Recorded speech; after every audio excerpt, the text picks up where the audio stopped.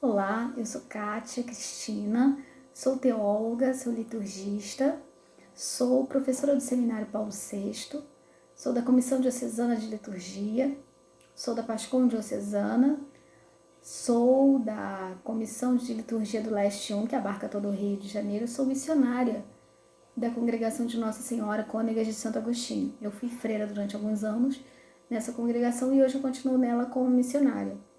Missionários nessa congregação são homens e mulheres nos 5 continentes que continuam seu trabalho profissional, sua missão na igreja e que compartilham com as irmãs a espiritualidade agostiniana e o carisma, o trabalho da congregação, que é a educação no seu sentido amplo. Então, nós buscamos seguir os passos de nossos fundadores, São Pedro Fourier e Madre Alix. Eu vou pedir que você pegue a sua Bíblia e abra no capítulo 7 dos Atos dos Apóstolos, versículo 51. Nós vamos até o capítulo 8, versículo 1. Procure um lugar onde você possa ficar sozinho, que você possa ficar em silêncio. Pode ser no seu quarto, pode ser na varanda, numa área que você tenha, no quintal, um lugar que você possa ficar com você e com a palavra de Deus, sem que ninguém o interrompa. E tentando, na medida do possível, ficar em silêncio, né? Existe uma poluição sonora tão grande ao nosso redor, mas a gente tenta fazer silêncio para que Deus fale. E a primeira coisa, antes daqueles degraus que nós conhecemos da leitura orante, é invocar a presença do Espírito Santo para que Ele abra nossa mente, para que Ele nos inspire, para que Ele permita que nós façamos uma boa reflexão e uma boa oração sobre a palavra de Deus. Então a gente para um instantinho, a gente fecha os olhos. Por que a gente fecha os olhos? Para que a gente não se distraia com tanta facilidade.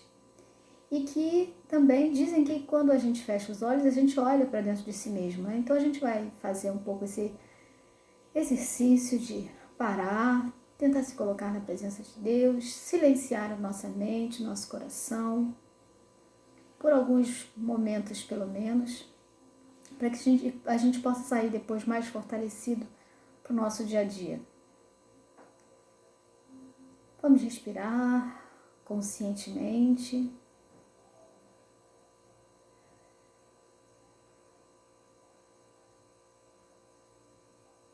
E vamos invocar a presença do Espírito Santo sobre nós. Vem, ó Santo Espírito, vem, ó Santo Espírito, vem, ó Santo Espírito, vem, ó Santo Espírito, vem, ó Santo Espírito, vem, ó Santo Espírito, vem, ó Santo Espírito, vem, ó Santo Espírito, vem, ó Santo Espírito, vem, ó Santo Espírito. Na certeza de contarmos com a presença do Espírito Santo em nosso meio, nós vamos fazer a nossa leitura. Atos 7, 51 até 8, 1.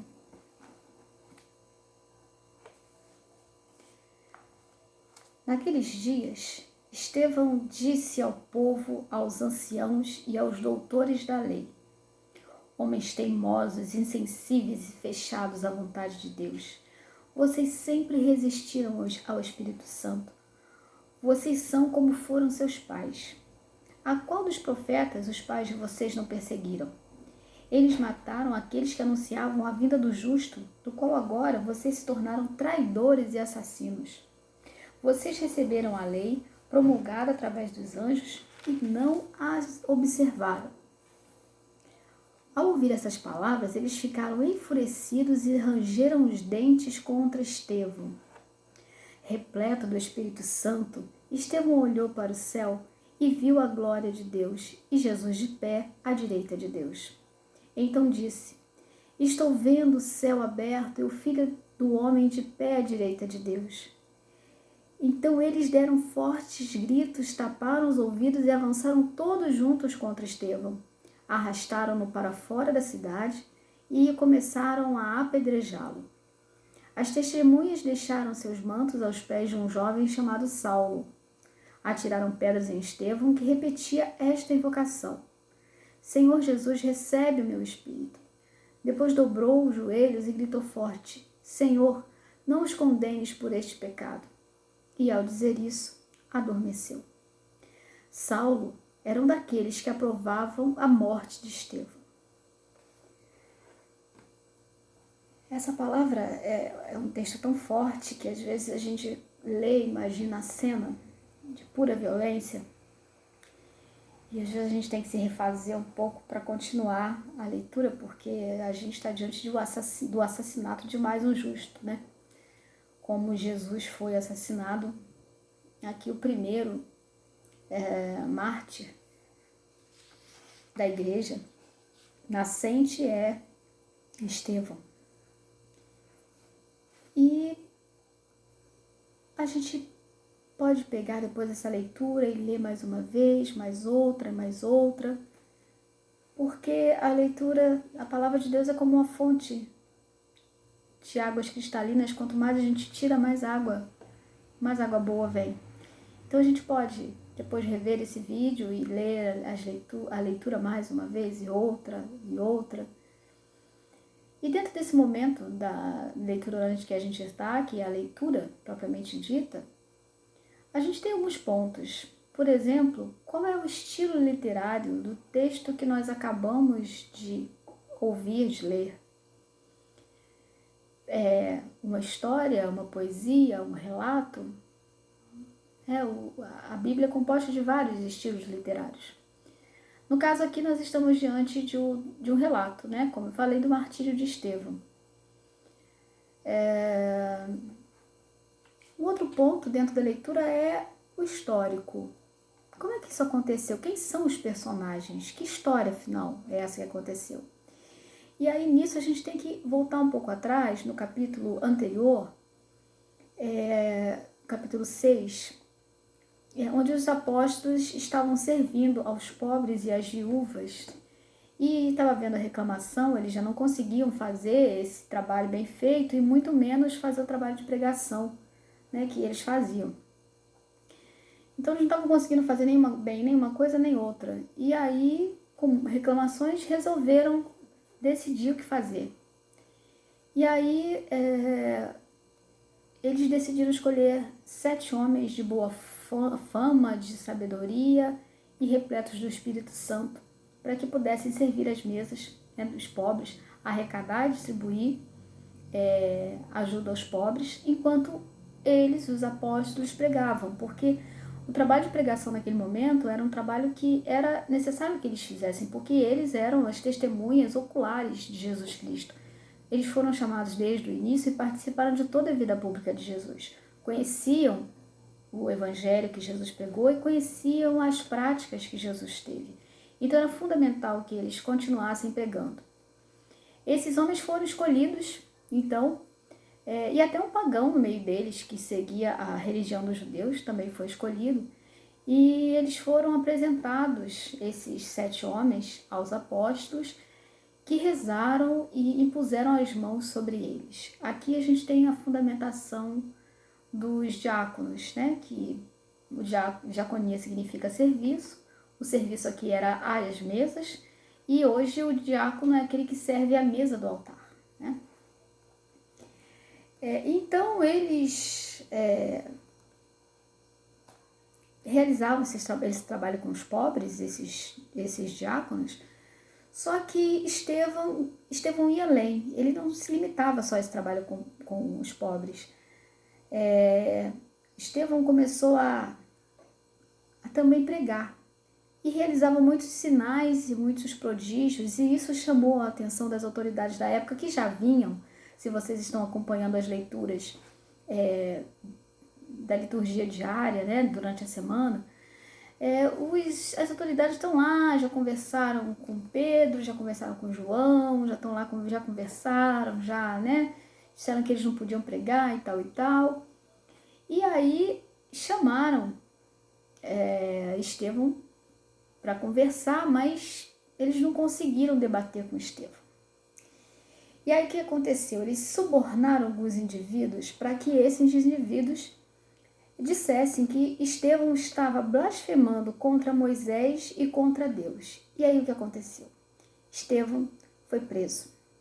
E no Sinédrio perguntaram a ele se ele de fato estava blasfemando contra Deus e contra Moisés. E Estevão, para mostrar que não era bem assim, discorreu sobre toda a história da salvação, da história dos profetas, e como Jesus, o Filho de Deus, tinha sido rejeitado e morto pelas autoridades. Imagine que Estevão falou isso diante das próprias autoridades. E é claro que as autoridades ficaram enfurecidas, né? E aí Estevão vai dizer que está vendo o céu aberto e Jesus à direita de Deus. Eles se enfureceram mais ainda, expulsaram Estevão da cidade e, de acordo com a lei de Moisés, que você vai ver lá em Levítico 24:16, eles apedrejaram Estevão até a morte, porque aquele que era acusado de blasfêmia está na lei de Moisés que devia ser apedrejado até a morte. Foi o que aconteceu com Estevão. Então, Estevão é o primeiro mártir da igreja. Sua festa litúrgica acontece no dia 26 de dezembro. E a partir daí houve uma grande perseguição aos cristãos. E Saulo estava no meio dessa perseguição. E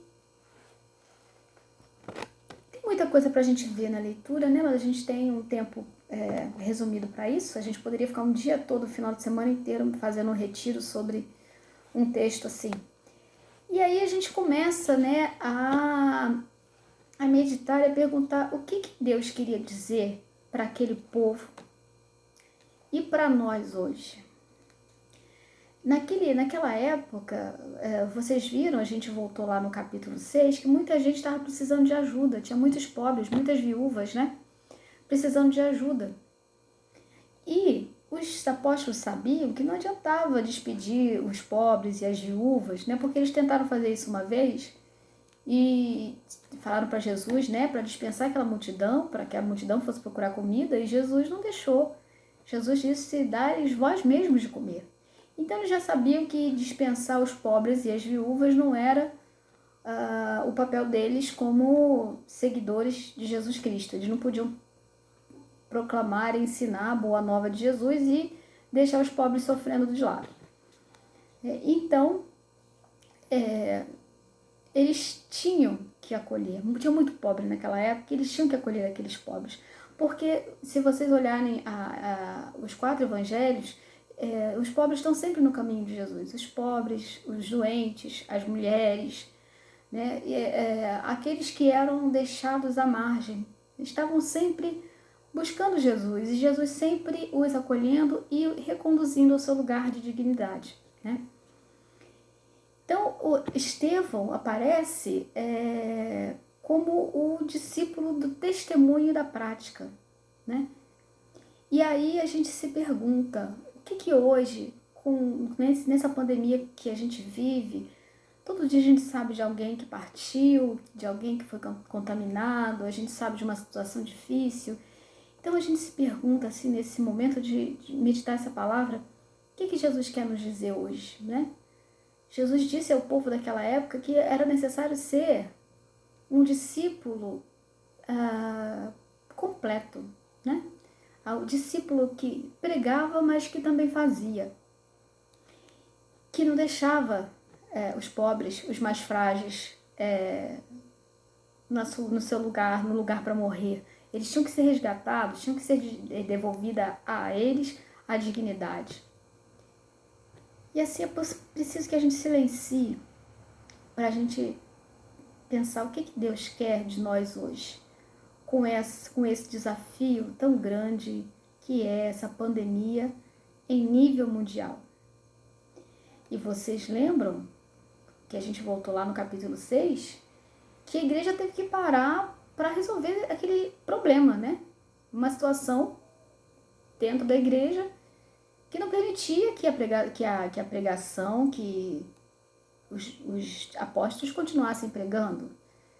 E hoje, a nossa igreja, ela também está precisando parar e se organizar como ela tem se organizado. Eu sei de uma paróquia que antes da pandemia distribuía 45 quentinhas na hora do almoço. Até a semana passada, ela estava já distribuindo 150 quentinhas por dia. Ou seja, 3 vezes mais do que o triplo de pessoas necessitando de ajuda. Então hoje a igreja também tenta se reorganizar de um outro jeito, né? A igreja hoje tenta ser um outro tipo de presença diferente do que ela tinha sido até então. E aí a gente fica pensando, como é que a gente pode, como igreja, como é que a gente pode, como cristão, como cristã, contribuir nesse momento de dificuldade, que às vezes alguém do nosso lado está precisando, pessoas mais distantes, mas às vezes bem perto da gente, na casa ao lado talvez, ou até dentro da nossa própria casa, né? E a gente chega no ponto 3, que é a oração. O que essa leitura me impele a dizer a Deus? E aí vocês sabem que o Salmo responsorial, ele é resposta à primeira leitura. E Deus nos falou na primeira leitura sobre o martírio de Estevão, né? E que ele como Jesus, ele pediu pelas pessoas que o estavam assassinando, e também ele entregou o Espírito a Jesus, assim como Jesus, na hora da sua morte, entregou o Espírito ao Pai. Então, nada melhor do que nós pegarmos o Salmo de hoje, Salmo 30 ou 31, e fazermos nossa a oração do salmista. Em vossas mãos, Senhor, entrego o meu espírito. Em vossas mãos, Senhor, entrego o meu espírito. Sede uma rocha protetora para mim, um abrigo bem seguro que me salve. Sim, sois vós a minha rocha e fortaleza, por vossa honra orientai-me e conduzi-me. Em vossas mãos, Senhor, entrego o meu espírito. Em vossas mãos, Senhor, entrego o meu espírito. Em vossas mãos, Senhor, entrego o meu espírito. Porque vós me salvareis, ó Deus fiel. Quanto a mim é ao Senhor que me confio. Vosso amor me faz saltar de alegria. Em vossas mãos, Senhor, entrego o meu espírito. Em vossas mãos, Senhor, entrego o meu espírito. Mostrai serena a vossa face ao vosso servo, e salvai-me pela vossa compaixão. Na proteção de vossa face os defendeis, bem longe das intrigas dos mortais. Em vossas mãos, Senhor, entrego o meu espírito. Em vossas mãos, Senhor, entrego o meu espírito. Em vossas mãos, Senhor, entrego o meu espírito. Em vossas mãos, Senhor, entrego o meu espírito.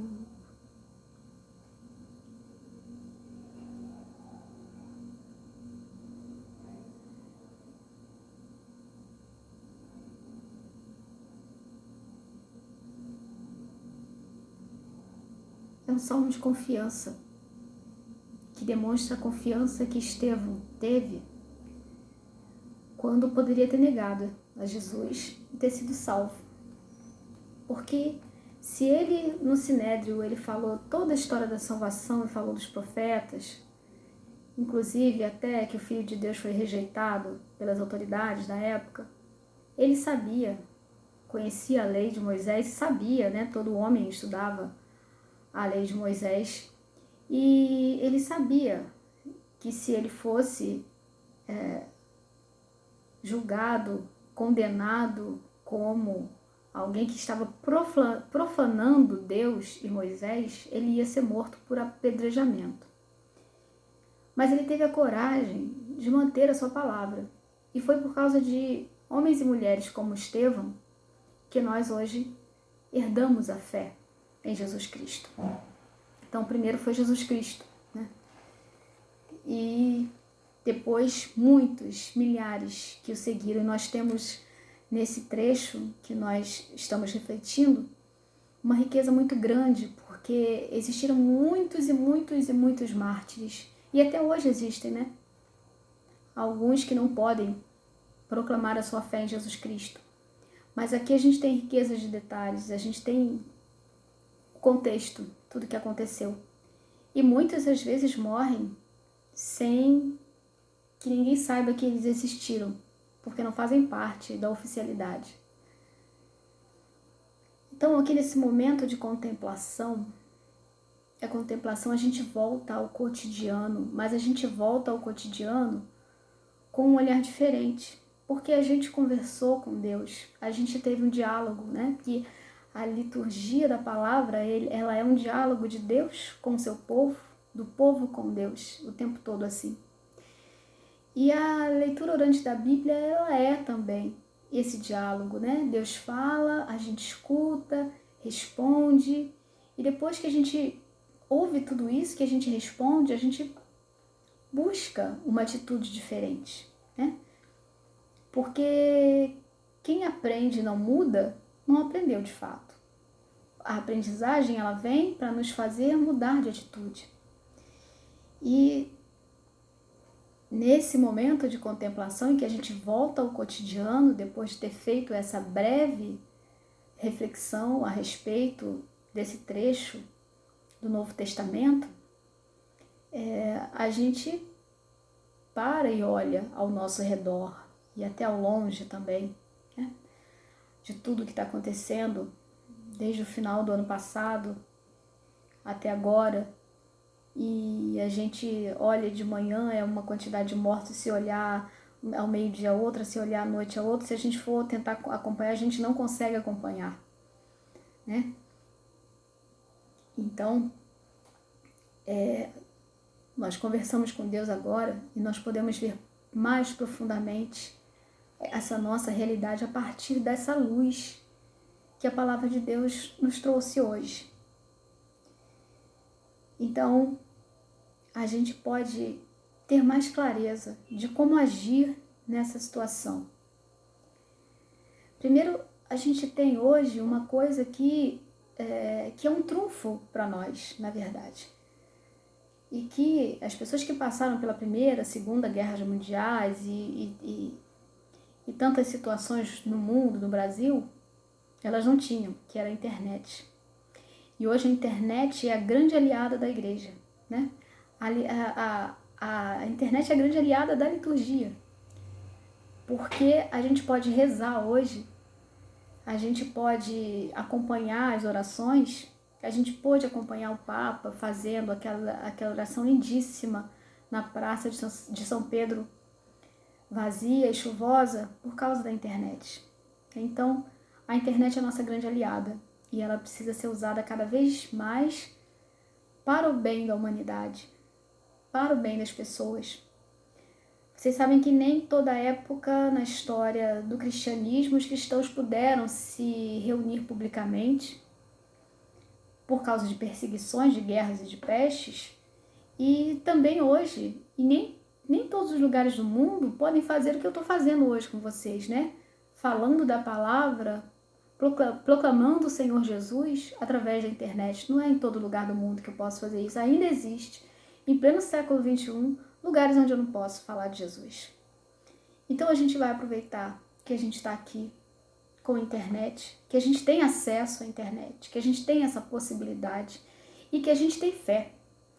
E a gente vai trazer presente toda a humanidade, todas essas pessoas que estão hoje fazendo parte dessa grande massa humana que está marcada por essa pandemia, que a gente estudava pandemia, mas a gente nem imaginava o que era uma pandemia na prática, e hoje a gente está sentindo, né? O que é, de fato, uma pandemia. Muita gente já perdeu emprego, muita gente tem medo de perder, muita gente em depressão porque não imagina o que pode acontecer no futuro, porque, na verdade, a gente não tem como assegurar que o futuro vai ser do jeito que a gente quer. Só que numa situação como essa, a gente vê que a gente ainda é mais vulnerável, que, na verdade, só quem pode nos garantir o amor e a vida é Deus. Por mais que a gente tente se agarrar às coisas do mundo, a gente não consegue garantir que a gente vai estar daqui a 10 anos de determinada maneira, porque só Deus dispõe da nossa vida. Então a gente traz todas essas pessoas, né? A gente traz todo esse sofrimento, a gente está vivendo nesse tempo de dor, de morte, de sofrimento. É um tempo difícil que, se a gente liga a televisão, a gente só vê, né, desgraças e mortes e pessoas contaminadas e pessoas abandonadas e sofrimento e dor. Parece que tudo está perdido.